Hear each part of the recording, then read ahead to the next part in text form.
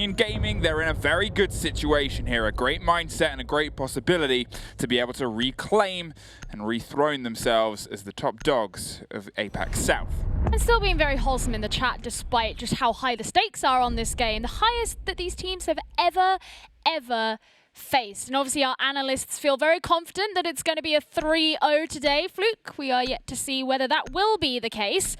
But obviously with Union Gaming starting off on the defense, it does look like it could swing their way. Monty and Thatcher, the first two band operators on the board, kind of consistent with what we have already seen today, as both the first two maps also had Monty and Thatcher. Mirror's going to be joining along too. Yeah, hey, there was this person, certain lad, about 5'3", named Des, who wanted that mirror banned, and it was banned. Was removed off the board. Wamaya's gone as well. There's familiar ones there from the hands of Union Gaming. Now it's down to MercenarieZ, obviously. All the pressure is on them, unfortunately, to be able to try and pull some of this back.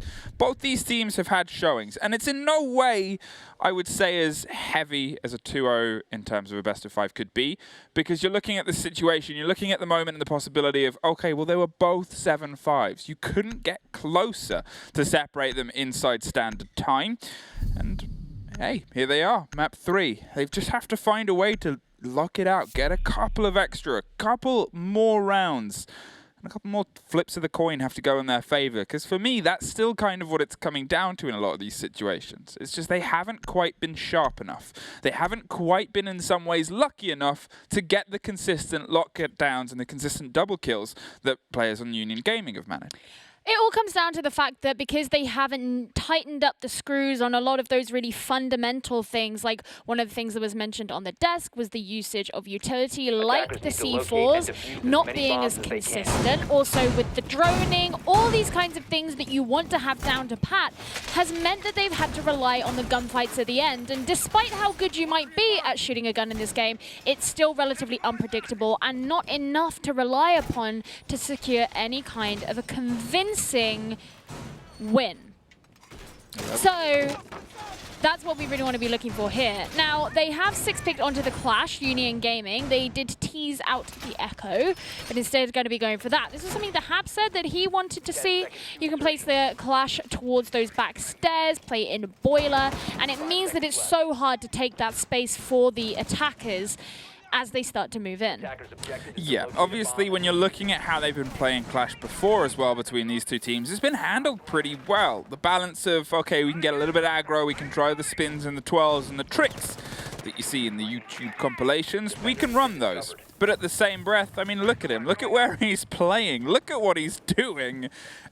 And, well, that's a method of being bold with a Clash. Running outside, trying to see them at the spawn and get them before they can even enter, and potentially just try and pull the players of MercenarieZ away from what they want to do, because, well, he's just going to stay here. He's baiting the attention of a Zofia, or the possibility of, obviously, the Ash to come through as well, or maybe even a frag grenade, just something to catch him. The thing that you have here is that, of course, that information can be transferred over to the rest of the attackers who now know that the Clash is present in construction and not necessarily as far back as they think. So you can take advantage of some of these other routes of ingress into the site and into the basement that may not be so heavily guarded.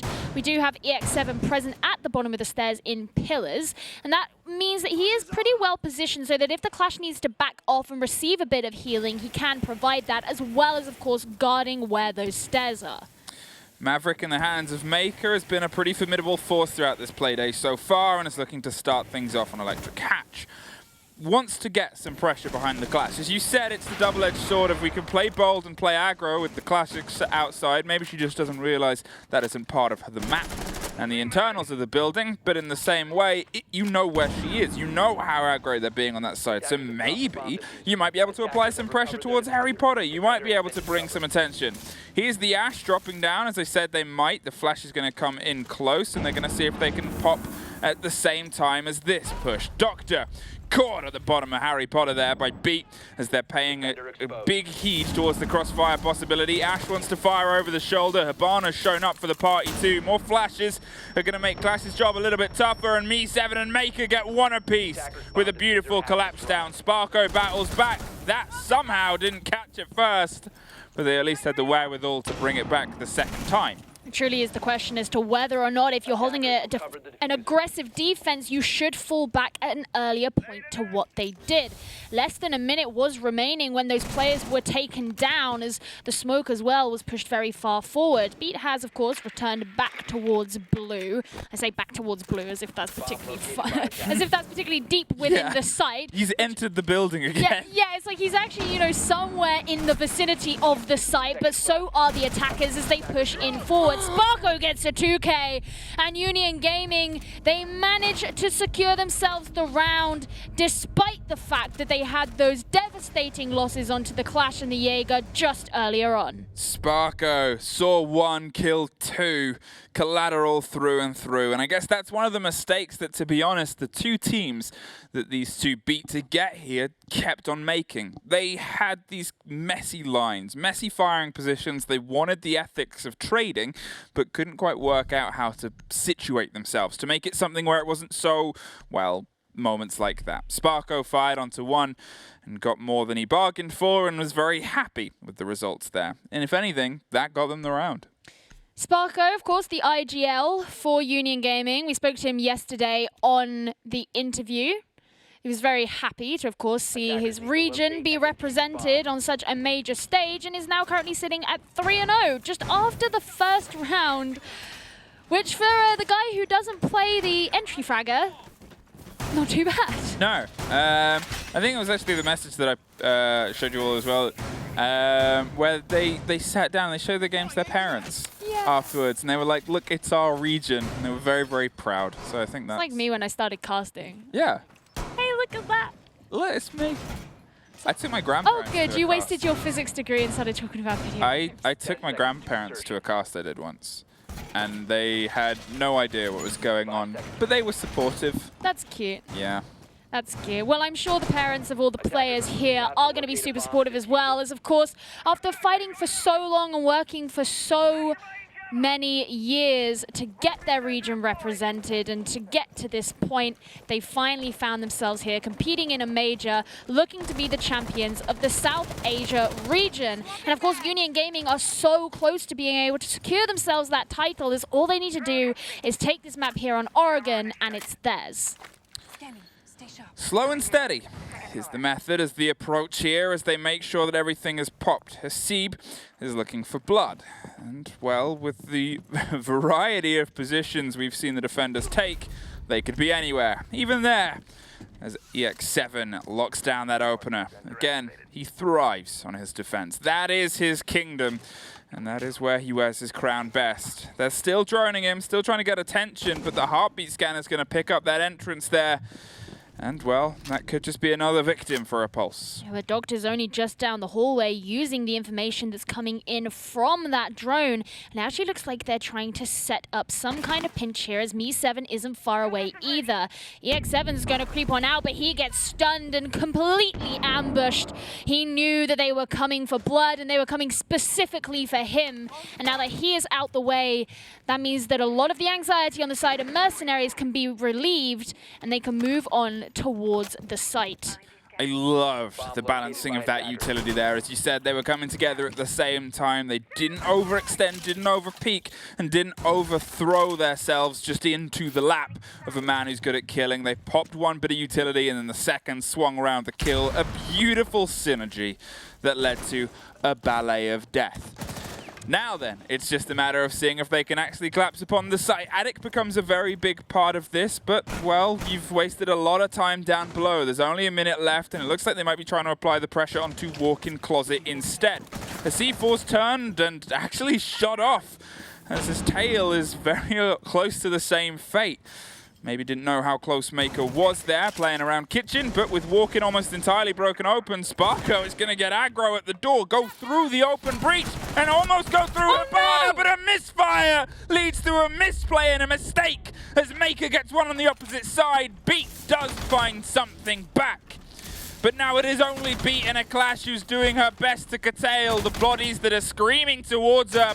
Draws one into the fate of Beat, almost draws another one, and Poseidon with a double kill and an unbelievable bit of synergy. It looked like it was really falling apart there for Union Gaming. Sparko went all that bit too aggressive into the games room, not working out for them, but being able to claw it back in the end there. Really some impressive stuff. It was naturally very difficult for the attackers as they had to spend so much time down below ensuring that they got rid of EX7 who was in the basement. Then you had the problem that it was so hard to take attic control because the clash was present there, and despite the fact that they opened up the games room pretty quickly, there's only so much you can do with one angle. But Sparko made it a bit easier for them to be able to get at least that kill. But Union Gaming, they stopped the ease there, being able to pull things back at the end. And that's a second round for them, and in such wonderfully beautiful fashion. But such edge of your seat fashion. That's the main thing about all of this, is when you look at these past 2 rounds and you look at how close it was to going into the favor of Mercenaries. And it doesn't just take exceptional play to stop that coming. It takes a mix of exceptional play and a whole lot of luck of things going in their favor. Once with the collateral, the second there with the clash being able to just catch the man that couldn't get the trade. Beat was there too. If I'm going to compliment the synergy of utility that was used to close down EX7, I must also compliment the synergy of those 2 players on that second floor that made that round their own. 2 rounds in and already exhilarated here in Oregon as the defenders do move their way towards dining and kitchen, the infamous site. And they're of course going to be using those black eye cameras to give them information they need of the attackers outside. Are they going to be going for the jump out though with that info, as one of the cameras does get taken down? And so far it looks like the answer is no. The attackers still sitting mostly outside, and there's obviously a very high presence here from the defenders in towards the site. Not really much of a roam as the Valkyrie has now moved on down, but are they going to be able to hold on to showers strong enough to prevent the attackers from taking the space they require?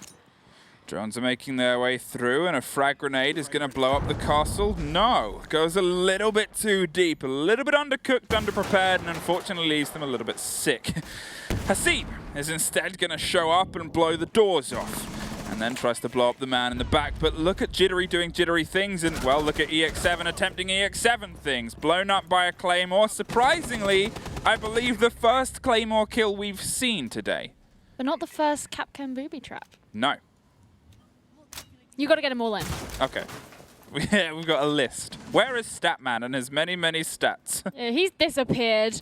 But just like EX7 has, but no one on MercenarieZ is worrying too much except for Me7 now as he gets taken down too. Just Ninja Freak and Haseeb remaining, and Haseeb, this key gunner, sat here with about 5 HP as he fights alongside against Jittery.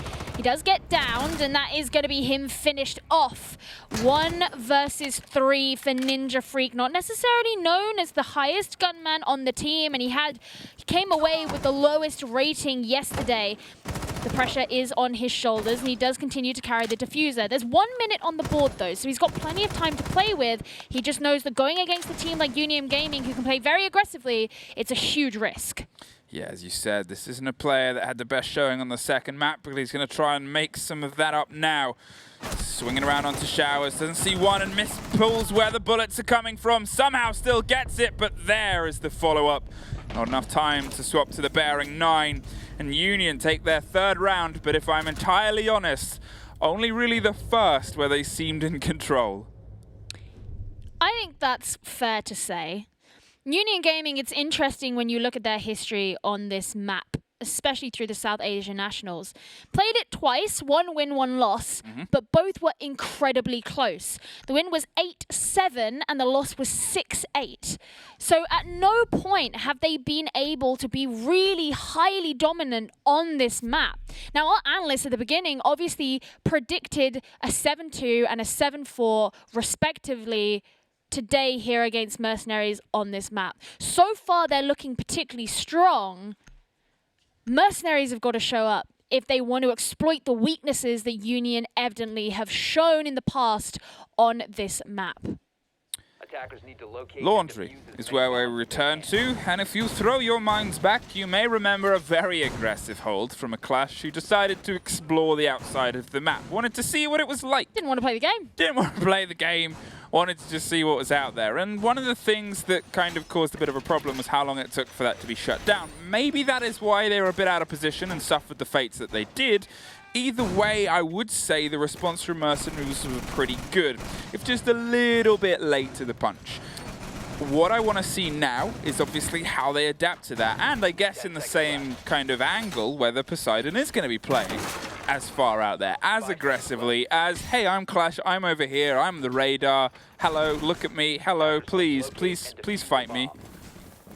But look at one of the adaptations the MercenarieZ have made, choosing to bring a Capitão. Now, playing that against the Clash is going to make your life just that bit harder, because with the conflagration coming out across the room, you are forced into a position that the attackers can seriously take advantage of. Enemy detected outside. I wonder who that could be. Who's that outside running around? Oh, it's Clash! Would you have thought it was Poseidon being droned, but it doesn't really matter when you're outside and being detected. There's bodies, there's more drones, it's being shot over the shoulder, they still have the cover, which gives the game away that they're playing this as aggro as before, but as you said, Me7 is also there, I say, as they adapt and rotate round and try to get the angle from above. They can play this in two ways. They can either try and cook directly, but the better option is probably isolate. Put her in a more uncomfortable position. If she wants to be outside, fine. But we're going to force you further outside, and you are going to have to play to us. Decides not to play the game. Pushes through the fire, gets healed by the dock, and then, oh, I'm going to go back outside. Really wants to be seeing the sun. You are detected. I mean, does it count as a run out? It's more like a walk. It's a waltz out. A waltz. It's a waltz out. It's done to a bar of 3-4. Yeah, it's and they're happy to keep there. That must be. And now it must be like when you place an alibi. Yeah. It's that consistency on the screen as well, because they've already used a bit of utility. They're going to use a little bit more. This time, she's not going to throw herself in. She's just going to zap towards the Clash. They are burning as much utility as possible, but EX7 is going to open up on the other side. They do not capitalize upon the Capitão or the Hibana that's able to keep throwing flashes, and if anything, the smoke's going to come the reverse way, and Jittery is going to hit a double kill on the far side. Now it is only the Capitão alongside Doctor, who has so far not been able to find any semblance of ground in this Oregon. And nothing has had to force the smoke and the dock back from the positions that they had in blue and in pillars respectively. That means Doctor's really going to struggle to push down, not able to get the shot. He falls, just Me7 remaining, using the smoke to try and conceal his way in, but he's just got to take these random shots in. He can't even get hold of the Jaeger there, and there is a team kill that comes out for Union Gaming, but it doesn't matter. Just that one last player they had to get hold of. They were able to secure it, and that's a 4th round there for Union Gaming. MercenarieZ struggling so much. And Fluke, one of the big questions that I have about that round, and I was going to say it at the start, is maybe one thing they should consider doing is something we see in other regions where you actually see more of a push come in from the freezer and laundry side. You go and open up those hatches, provide that south side pressure, and it means that all of the presence you have up in the north is suddenly obsolete, or at least not as valuable as it is if you're making a construction push. But they didn't. They kept going against the Clash, and it's just like walking into a wall. And you know the best thing about what they could do if they decided to go for this laundry push is because when you see it in EU regions, it is very consistently paired with the fact that Capitão is banned. He isn't banned in this situation. You can get those arrows right to those choke points. If you're coming from the laundry side, you look towards long. If you're going the opposite way on freezer, you can get the connector, you can apply pressure on the wall. You have Capitão on the board. You have a utility that is beyond phenomenal for that exact role, that exact push, and yet you're not using him. You're not looking at, as you said, the depth and the possibility. They want to build around blue, fine. They want to go to our spawn, let them go. We are going to go to laundry instead. Well, right now, we're not. No, well, now we're not. Now we're not. We're going to be going back upstairs. and this is the point where I usually be like, I'd have a look at where we've been before, and I'd say, okay, have they won this before? But no, MercenarieZ haven't won any of the attacks so far on Oregon. They've really, really been struggling. They need to change things up a little bit here. And if you remember correctly, Sparko did go incredibly aggressive as MercenarieZ were able to open up the games room, but they struggled to get control of Attic because of the placement of the clash that was there before. EX7 went down super early because he was ambushed, but that shaved off so much time for the attackers that actually they didn't have all that much left to deal with everyone who was actually upstairs in the site. Clashes obviously was the tour de force they suffered last time. You can see Ash is trying to apply some constant pressure, but oh hey ho, that shoulder cover. Welcome to APAC South. So good at making sure that they have a little bit of just a bit of safety, a bit of another gun to keep themselves secure, and they're manipulating it perfectly throughout a lot of rounds. Last time we were here, it was so perfect that it won them the round. The combo of the clash and the cover was what created that second round under their favor. If it had gone the other way, who knows where we'd be at. Momentum is a huge thing in the hallowed halls of Rainbow Six Siege. And, well, currently that is entirely in Union's favor, and if anything, from these past couple of rounds, it shows in MercenarieZ being unable to get in as heavy and as hard as they otherwise have. Straight away, this presence of Sparko, or this positioning of Sparko, is very different. You can see him all the way up in the attic behind one of the shields. That's going to make it hard for the Maverick to move down. And there we go. Once again, the Clash taking that position as Sparko rotates back around. The games room wall being opened by the attackers, and this is all looking very familiar, other than the fact that Pulse is, of course, still alive. Something that at this point last time he was not. It's weird to see EX7 on a minus KD. He's been shut down very quickly, even with his favored operator of Pulse. And now he's in a situation where obviously he might be able to do something. Goodbye C4, goodbye Maverick. Save the life of the Clash. And well, they're going to actually try and pop as much utility towards them as possible. That would have been such a monumental kill to get. But unfortunately, saving Private Clash comes through. And well, Poseidon is back up in Attic to do the things that they were doing so expertly before. A man down, it's Maker and it's your Maverick, but Me7 is going to make sure that they keep up with the beat of the tempo, and well, the waltz isn't continuing. So they can't quite hop up that short wall, and they're just going to zap them from range. And with Jittery down below in Classroom, it's going to make it harder for the attackers to move in from there, as well as it's going to be hard for them to move in through Attic. Haseeb falling. Ninja Freak will be going down as well, but not before Sparko. That's 2 kills there for Union Gaming, with just Me7 remaining. He doesn't last all that long. And it's just again and again, this attack is being stunted. It's being held back so dominantly by Union Gaming, who have in the past not shown dominance on this map, but they have shown dominance on the defense. And it's exactly what we're seeing. You can tell that the team is fired up. You can tell that they've got a huge amount of confidence, and it's a team confidence as well. It's not like the EX7 confidence where he builds every single round. Obviously, that's not happening. In a weird turn of events, he is the lowest fragger on his team right now. But in the kind of angle of that and in the world of that, it's because the rest of his team are showing up in bits right now. They are so confident. Yeah, they had 2 very sketchy rounds at the start, but it came to their favor. And from that, they've gone, we're winning these impossible situations. Let's make it possible. Let's make it under our kind of ground. Let's keep an eye on everything and keep an eye on them, because in the same, like, the opposite side of that coin, the opposite side to all of that, is that MercenarieZ, they're less confident. They're slowing down. They're still able to make these little sparks and moments. They're able to swing onto windows and get revenge. But Haseeb not getting a single kill so far. Doctor only having 1 and Maker only having 2 from how prestigious those numbers were in previous maps. It shows a big lack of confidence here. Haseeb, this player who yesterday came away with a plus 17 KD and a 94% cost rating, which is almost unheard of. Every now and then you see a player get a really, really high cost. he's just struggling so far on this map. And even then, we're seeing mistakes come out from Union Gaming that aren't necessarily ones that Mercenaries should be allowing themselves to be caught out by. Just in that last map, having Jittery placed down below as the Jaeger to get a shot through on anyone who came in through Games Room instead of having one of the operators with a C4 is just another example of them not necessarily using their utility in the most efficient way. Mercenaries still falling to a lot of it though, and now as they head in to attack Dining and Kitchen, they're gonna come up against it again. There's present.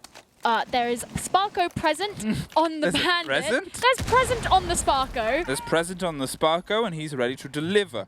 The presents are probably usually death. Again, I know I mentioned it before on the laundry take, is I would still like to see more Capitao that he's allowed.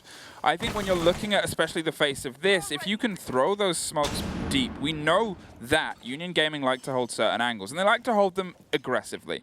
If you can force them into uncomfortable positions before they're ready to take them, well, you might be able to get more consistent results. And, well, there's two. Dr. and Me 7 gets Sparko and EX7 apiece, and Maker is going to find Jittery. Okay, things are starting to heat up for them. Things are not going how they should be for Union Gaming. You have showers emptied like that. That space being taken by the attackers is huge. Security should not be given away for free like that. And now suddenly you can start getting the diffuser down. Beat is turning things around somewhat as he gets that 2K, but the diffuser's already been planted, my son, and that makes things so much harder. Mercenaries take their first attacking round, but it is on round 6. And now suddenly they have to go up on their defense, raise themselves to the levels they want to see themselves at if they hope to not have this go in a 3-0. It's not easy. I think that's very fair to say. You're on 5-1. You have a marathon in front of you, and you've already ran 2 marathons, 2 full-length in-playtime games. Here, things haven't landed for you as consistently as they have before, not just in the individual player performances, but you're having these problems and these moments where they're intertwining. These little sparks of this is the Mercenaries we know, this is the team that built themselves on a group of IGLs, this is the coordination where we're seeing utility burnt perfectly. But then it doesn't turn into things. It turns into, if anything, mistakes. And the mistakes have led to rounds where they probably should have won them, slipping through their fingers, and a round balance which could have very easily been 3-3 as a 5-1. If they don't pull themselves together on these first couple of defenses, well, A, they lose if it's a couple, but B, well, that's a massive morale blow for a team that was otherwise exemplary. I have a lot of question marks about this defensive lineup, if I'm perfectly honest with you. It looks pretty set up so that you can have a roam, but here are the things you have to bear in mind. When Union Gaming were playing on the defense, they had the Clash who could take hold of Attic, and that really held back an Attic push. Who are you going to have do that? You'd have your Goyo placed there, I suppose, but if you lose a gunfight and you lose that shield, then suddenly all that space has been taken. And then when you think about the Games Room rule having to be opened, a lot of teams either like to play wall denial, or they'll have someone like a Maestro there who can impact trick. Now, I suppose you could think of doing that, but it's not really the same without him. What I worry about is that this space is going to be very swiftly taken by the attackers, and then all they have to do is run in, take the gunfights that so far they've looked so dominant in, especially if they're playing a Ying who can just completely stun everybody out, take advantage of that situation, and suddenly you have a really successful rush. Maybe it won't go that way, but the opportunity could be there, and Mercenaries don't really have that many rounds to give away. Taking control of Attic is an angle for a push, but I believe we saw a lot of adaptation on this yesterday. They would start the pressure on Attic and then flip it over to the other side and try and find Walk-in under their domain. Now with a long, long angle held by Poseidon, they want to drop this shield, which they do, I believe. Did they manage to get it? Oh no. It looks like they need to burn the ADS before they can get it truly. Beat burns one of them, but it's still ticking, and that's going to make sure that that shield stays a-clicking. Means Me7's actually going to be moving forward just to be sure that not too much space is going to be taken Interesting positioning here from Jittery, who's placed himself down in the kitchen. They know that one of these roamers is playing downstairs. Maker, who's just peeking on out, wanted to see if anyone was outside, but I think his opportunity has been missed as Sparko takes the opportunity to get the kill onto Doctor. Weakening the defense there as Union Gaming begin to move in. That's an Ash Charge that's going to be getting onto Ninja Freak. That's not the kind of death that you expect to see, as a 1v1 is taking place on this ground floor between EX7 and the Jaeger. Jittery's dead too, cooked alive upstairs.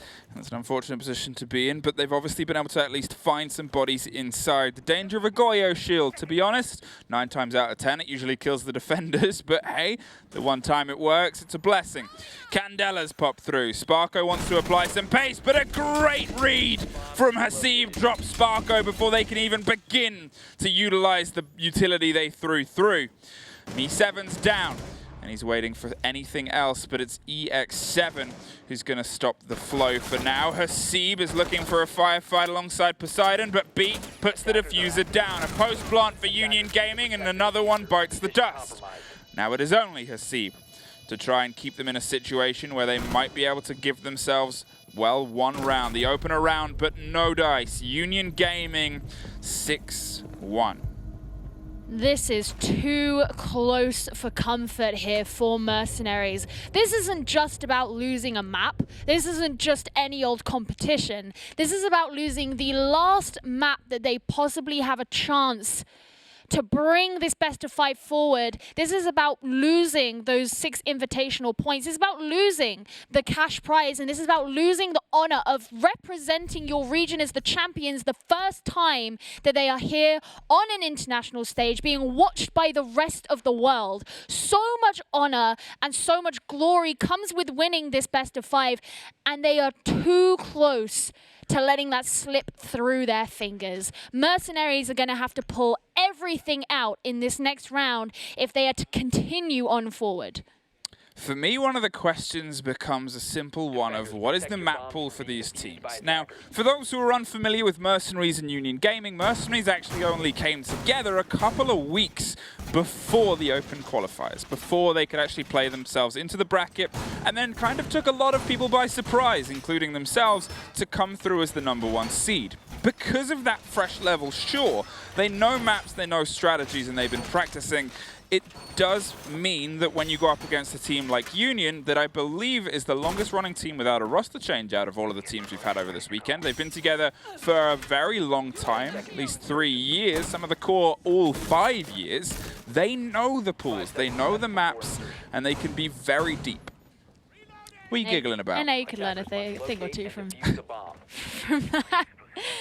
No, you're right, and it helps you build so much synergy, so much understanding. This is a very aggressive stance here from Hasib, especially given that, unlike a Clash, you're not standing there with a shield, and you can't necessarily get away with doing that, and so he will be backing off very swiftly, not wanting to lose his head or his life in the process. Union Gaming heading in on the attack. Looks like they are potentially going to be coming in. Well, I was going to say through construction, but actually they've all moved out the way. Some of them still sitting in spawn as they drone in, wanting to be sure of what's going on, but Jittery, oh, he's not going to be a part of it anymore. And when you want to be getting open those hatches, losing your Maverick like that is not the loss you want. No, a big take there as the opener. Sparko's still alive with the Candelas. They're definitely going to try the lead. And again, I would still love to see Capital run out here because he's such a rare operator to be allowed in play on Oregon. From this point onwards, I guess, well, can Sparko survive actually throwing the Candelas down? Trading the diffuse around, they look like they want to start breaking through onto the laundry side and go for the push here. You do have to split this towards Freezer 2. And, well, their eyes are on, but unfortunately, they got Carly that needs to do something first. EX7 takes care of the roaming Jaeger and gets some control here across meeting, and the drones are steadily making their way through. With only 1:20 on the board, though, Union Gaming have to calculate their risks if they want to lock this out here and really make a statement with a 7-1. This is where they have to decide if they're going to make this south side push, especially given that without the Maverick, it will be harder to get the meeting hatch open. And it's looking like they want to be applying the pressure in through Freezer, where we saw one of the members of MercenarieZ situated. Whether or not they'll be able to hold their own. Doctor, he's going to start things off as he gets a shot there onto Poseidon, bringing down the Kali, but she's already done her job. So at the very least, you know that that is there. Sparko still has the Candelas in hand that he could be using, but EX7 is not going to be part of the fight anymore. There's a trade going out, but constant backwards and forwards like we always see. Candelas being heard, but 3 members remaining of MercenarieZ, and Beat has just a sliver of HP. Really curious as to how the Ying misplayed there. I guess it's the blazing bravery of a man to charge. Candela pops Ying and still find the kill in it. Obviously, that's 2 for 2 of Sparko misfiring on a very big bit of utility. And, well, there is no going anywhere near that smoke for Beat right now because that happens. Ninja Freak locks it off with the unfortunate smoke that goes through the wall, but it's a 6-2. That far from means it's over. There is something about MercenarieZ that just screams that they pull out the rounds they need only when they're really down to the wire. Union go along with this complete slew of maps under their belt. And as soon as you get to the point where they're about to win, MercenarieZ are like, oh, actually, I think we're supposed to, we want to do that. We want a little bit of that. That's us. That's us. That's our play. And that's what they do. And they did it so decisively in that round. And it makes you question, why haven't they been doing that so far? Well, more importantly, are they going to be able to do it going forward? Heading back upstairs are MercenarieZ, who weren't successful in defending this site back in round 7. And actually, they had a pretty hard time defending this site back in round 7. In the wise words of Poet Laureate Lizzo, why Ying great till she gotta be great? Hasn't been able to find anything, and Sparko's gonna stick on the decision. Gonna try and continue that role. They've called a rehost in the prep phase. Again, that may come back to us. I guess that's down to the admins to sort that out, but well, I guess my questions with the Ying are, obviously, you're trying to make things come together here. You're trying to lead this as the tip of the spear and the tip of the push, and the rehost is confirmed, so we will be coming back. And I guess that's the perfect timing for MercenarieZ. And in a way, Union Gaming. Talk about it, get your heads level, get yourself sorted, and go, okay, we've just lost one, but we only need just one. How do we confirm it? Yeah, I think for both of these teams, actually, this is a really ideal time to have essentially a attack pause, which, while it is, of course, a rehost, and you're bringing in... Ooh, you're bringing in the player who, unfortunately, disconnected, it does give you a bit of an opportunity to kind of slow down, figure yourself out, what are you going to do? Union Gaming know how close they are to taking not just the map, but the entire series, the entire match. And conversely, MercenarieZ know how close they are to losing all of that as well. This is they desperately need this. Yeah, so that's the thing. So a quick technical timeout for them to obviously get their disconnecting player back in. It is a problem that has plagued the team and unfortunately has been a little bit plagued by other problems throughout this Oregon. As I said, it comes down to, for me, the idea that maybe this just isn't as comfortable for them. They seem a little bit less sharp than they did on other maps, and obviously the score dictates that. They are still a long way from being able to pull this to overtime, and they were much closer the previous games. It, to me, speaks of this idea of now they're being tested by a team that they were otherwise very well matching pace for in the opening 7-5s of this day to it just doesn't seem as comfortable. It certainly seems that way, and obviously a lot of the success of Union Gaming in this map so far has come from what has felt like very defined and characteristic strategies. Whether or not they were the best strategies, the point is they still knew what they were going for with things like the Clash. They still knew that that was their way of playing this map. Whereas so far from what we've seen from Mercenaries, it doesn't really look like they have a strong idea of who they are on this map, what it is they're trying to achieve on this map, what it is they're trying to do on this map. Obviously able to pull it back in that last site there as Union Gaming really dropped the ball in their attack. But even so, it's kind of concerning when it comes to the fact that it's like, did they maybe just not think that they were coming to Oregon, or is it just? Yeah, I mean, I think that. Was it their map pick? No, I believe it was. Was it Mercenaries map pick? It Yeah. was. Okay. Oh, was it? I thought it was Villa was Mercenaries. No, I mean this is what I was thinking. Right, Oh, is yeah, one no. thing that they said on the desk earlier was, this is their map pick. You know, maybe you can start pulling it back, and it's not going to be a 3-0. And you look back at Theme Park, which was also Mercenaries map pick, and we saw how that went. Yeah. Obviously, you know, we've also seen that these guys are heavily defender favored. When they're on their defenses, both teams have had they've had a little bit more gumption, a little bit more of a certain je ne sais quoi about how they've decided to You play. and speaking French on broadcast is not a combination that should really be mixing. Every Learned that time, a couple of days no, ago. every time I go into it, I'm sure production are like, They're like, oh, what's he saying? what's he doing? What's he doing? Who knows what they're up to now? But yeah, they're missing something. They're missing that little cutting edge on their attacks, and when they go to their defenses, they've been in less shaky positions. It's been a 4-2 both times, and they've almost pulled it back. But in this moment, obviously, now you're looking at a 6-2. There's a lot left to do. It's a much harder fight. They've not been able to pull the gap back both times either way so far, and it's been less. It's more now. And, well, they haven't had that same chutzpah that they've had before. You keep saying words I don't know. You know, What is chutzpah? that? What's It's that? like gumption. You know? It's Yeah. like moxie. You know? Like having a good cut of his jib. You know? Cut his jib is maybe a phrase that you can use in other contexts. I mean, that are not what we mean here. But yeah, I just the whole thing right now, it's all so very close, and again, it's not even. I don't know. It's concerning because it's just like, look back at these teams playing together. We look at that best of 5 from the end of the South Asia Nationals, and it was so even. I mean, even though technically it was a reverse sweep, but when you actually look at it, shut up.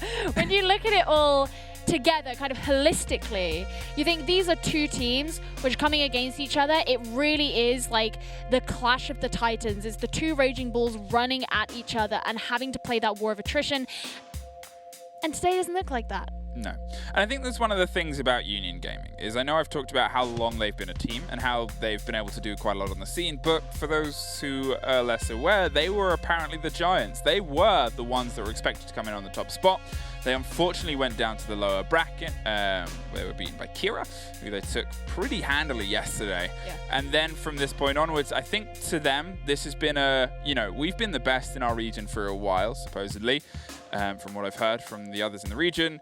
We come into this stumbling, and we've got to kind of evaluate ourselves and go, no, we're the best team. We're the number ones. And for me, they've done that very well today. They want to assert who they are. Yeah. And I'm not saying it's over, because I believe the Mercenaries have been able to pull themselves back from situations before, but they just seem a little disheartened right now. They seem to not have that same vinegar of, we want to be the best. We want to be the ones that win this out.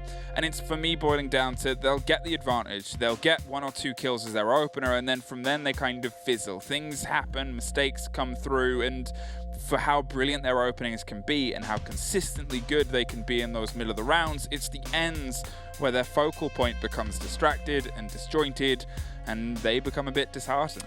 I mean, this was one of the big things that I had written down coming into today in my notes was, okay, you've got these players on the side of Mercenaries who really showed up yesterday and did very well when you look at things like gunfights, but because they're going against a team who are equally good at the same things, is it going to be enough? They're going to have to show up in different ways and in different areas that we look for in every other region when it comes to the fundamentals of Siege being good enough, when it comes to the strategy, the teamwork, the utility usage, and that, I feel, is where Mercenaries are falling behind Union Gaming. And that is when you get to this level of Siege, when you're really at the top, those are the things that will consistently hand you success, not gunfights. You can't expect to go up a team who are just as skilled at you at aiming down sights and pressing mouse 1 and hoping to get consistent wins. You just can't. So Mercenaries, they've got to pull this out. This is their last opportunity, their last chance. They're coming back upstairs, as we said. They had a really difficult time on round 7 when Union Gaming took such a decisive win with a really good plan. Are they going to be able to do it? Fewer fans out, I would say cross your fingers, because what they need right now, I believe, Mercenaries, is a bit more hope, a bit more belief in themselves, because you know, I know, their fans know they are capable of more on this map and more in this showdown in general. They just haven't come in firing full cylinders as Union Gaming have been able to. Quick swing into T2 as they start to take over the big tower and put pressure onto Attic. They know what they want to break open, and it's the same manner they did it before. They're looking to get this Attic control under theirs, and from then on you can go straight into the heart of dorms. The changes that we obviously saw last time we were here was they jumped over to double window, got hit by a Goyo, and things fell apart from that manner on. There was a bit of a fray down below too, with, I believe, Maker on the roam, able to take 2 bodies by himself before Me7 swept up upstairs. From that, well, it seems like they're going to lead in with more. Doctor gets the opener, and Beat is already half health. Yeah, an aggressive entry attempt there from EX7, which means that he'll be taken off the board, and someone else is going to have to deal with Maker. It looks like Jittery is really on the prowl for that, as he's placed downstairs.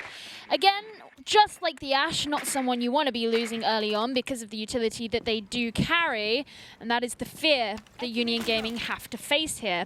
As you said before, they do move on to big window relatively early. We've seen Sparko kind of not do so great with the Candelas in the last round, so have to see if he can pull those out this time. Still, the added control is being held there by Me7, who did move away before, and obviously kind of different to how they did it last time. Jittery does get the shot there onto Maker. That means that roam that Mercenaries were relying on is now no longer there, and he's going to get the frag grenades ready. Not going to catch anyone, though. Sec one getting cooked. He decides to put it back in his pocket as he makes the rotate around to join the rest of his team.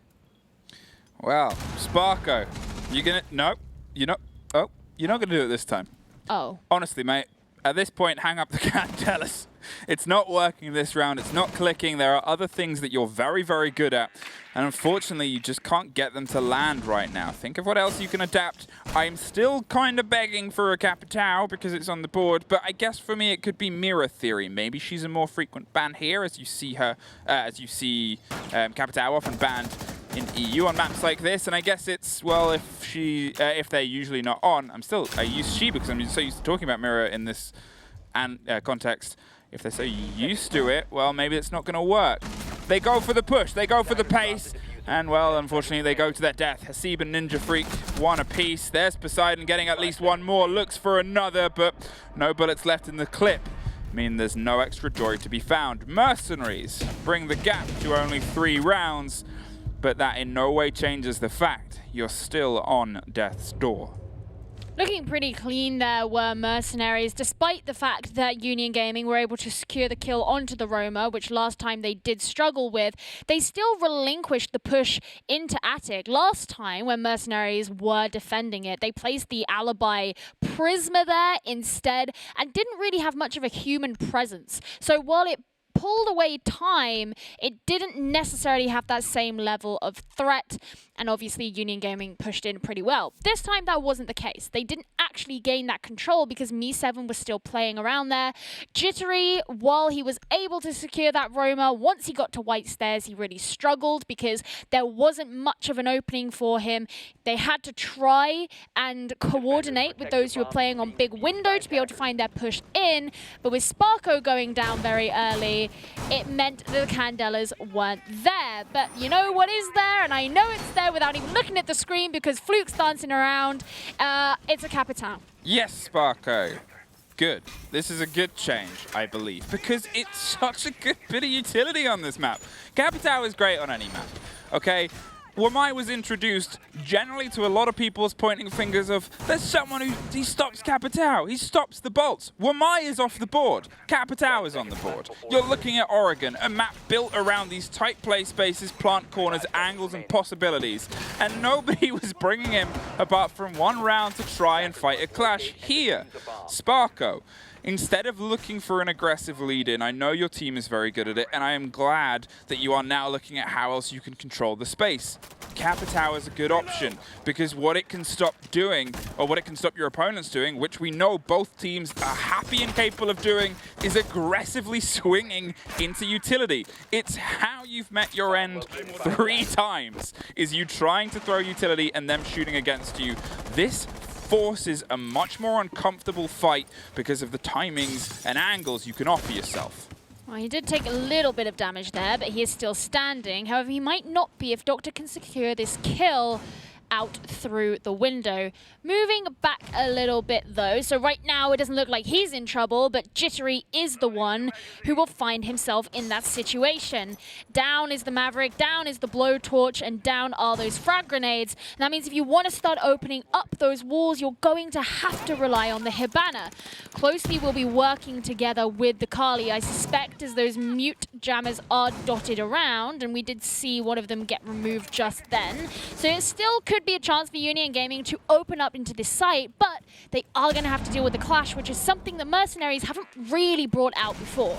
Heavy vertical is still in the hands of the defenders, and they're waiting to let Union Gaming kind of fall into them. Obviously, Clash is on the board too, so it becomes the lockdown, but with now Maker just the only bit of pressure left on the second story, well, no longer. Vertical is starting to fall into the hands of Union Gaming. They've got to make sure it's clear with drones and eyes first, so there's still a good 20 seconds left to bring us just under the minute marker for them.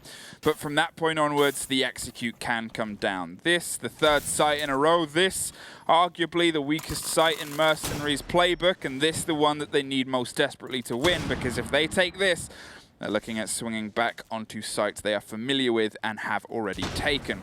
Sparko with the Capital is swinging on the corner, but the deep roam has come out and is instantly swapped. Me7 is there to get one. The C4 goes off, but Doctor does too, taking care of Sparko and leaving just Poseidon. Kali, a huge gun, and a small SMG doesn't quite land, and Me7 takes Kitchen. These are the problems that you find yourself facing when you don't approach this site from the west in any way. Such a one-dimensional push being made there by Union Gaming. And it was especially poignant that they did lose the Maverick early on, because it meant that you couldn't come to those reinforced walls on each side of the site from those various angles, and you had to deal with it in that way. Of course, then you've got the clash present. You send your IQ on a kind of flank, a little bit of a detour, so that you can get whomever may be in a security. Fine, you secured that, but because you haven't droned out and you don't know that there's someone else down the showers corridor, they get you in the refrag.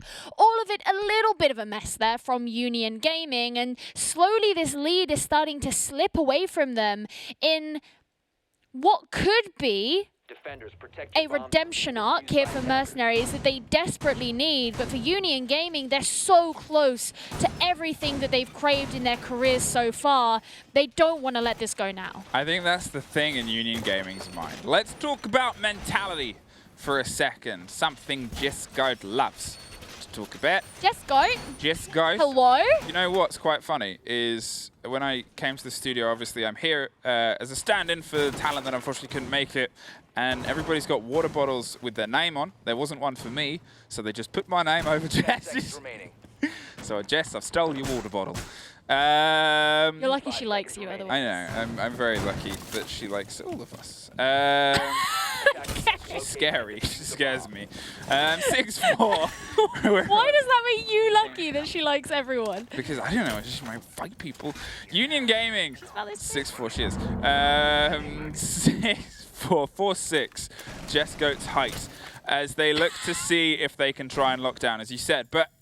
Mentality, the original point I was going to make before I tangented about a woman who's not even here, is very, very devastating for some teams, and it looks like it might be the same for Union. They were only 2 rounds away from winning on the maps. They were only 2 rounds away from winning the whole thing, and now they're only 2 rounds away from winning it again. They were much more. There was many rounds. Now there is less. Yeah. That was going so well. It was going so well. Just like the roam that Maker was playing on. You put this man on an operator like Vigil, you send him off on his roam, and he'll be able to bring down 2 of those really, really key players on the attack. We spoke about how we wanted the Capitão. As soon as he gets brought out, suddenly he is eliminated off the board because there is a player like Maker on the defensive side. This makes everything look so much more clean cut here for MercenarieZ, who still want to be defending.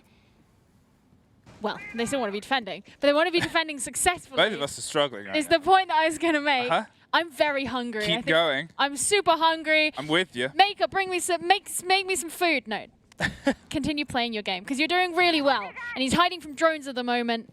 But Poseidon could catch him out. Does it make it worse that Maker is roaming around the kitchen for your hunger? Oh, don't say the word kitchen to me. Now he's looking for any potential bloodshed that he can find.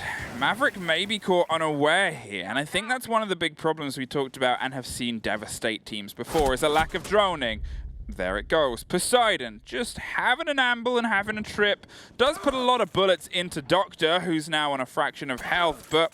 well, you're in a 5 versus 2 now. You were on a 6 versus 6-2 or a 6-1 in terms of round, and now it's been 3 successive in a row, looking like another as Maker, well, they are feeling all the aggression they need to. The bodies come in towards them very aggressively, and they can't even fight the man that's right in front of them. Mentality was the game I talked about at the beginning of the round. There was a bit of a timeout, and you have to give a huge amount of credit to the mentality MercenarieZ have picked themselves back up with. Whatever halftime oranges they had, they're doing the business. Halftime oranges, what is that? Did you never play Sunday League football? Do I look like someone who plays Sunday League football? I don't like to make assumptions. Yeah, well, the answer is absolutely not. No, I didn't. But no, you are right. It is a testament to the fortitude of MercenarieZ. They've been able to pull themselves back from the, I think it's fair to say, rut that they found themselves in on this map, so close to seeing everything just fall away from them.